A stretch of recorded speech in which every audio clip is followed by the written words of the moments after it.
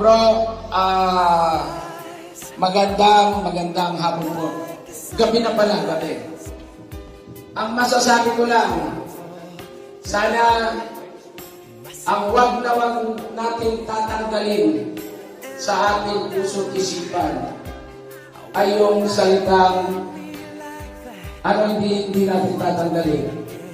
Yung plano mo sa buhay. Kung ano yung inumpisahan mo at nakatatak na sa isipan mo, yung ambisyon mong yan, mga bro, wag na wag mong tatanggalin sa isipan mo. Tayo ngayon sa GPCII ay may ambisyon din tayo. Ang nais natin, palawakin, patatagin, pagkaisahin ang lahat ng mga kapatid sa Guardian sa GPCII. Wala akong pinangarap na iba, kundi tayong lahat ay magkaisa.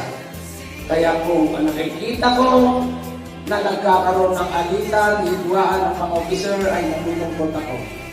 Kaya nga, sabi ko sa inyo, alisin na ninyo ang anumang galit o tampo sa kapatiran. Para ang GPCII ay lalo tumibay, tumatag at magkaisa. Ipakita natin na ang GPCII ay totoong nagkakaisa.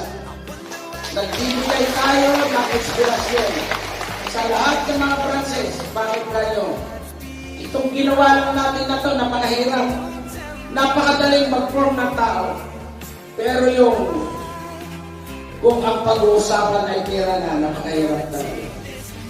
Kaya mga bro, nagpapasalamat ako.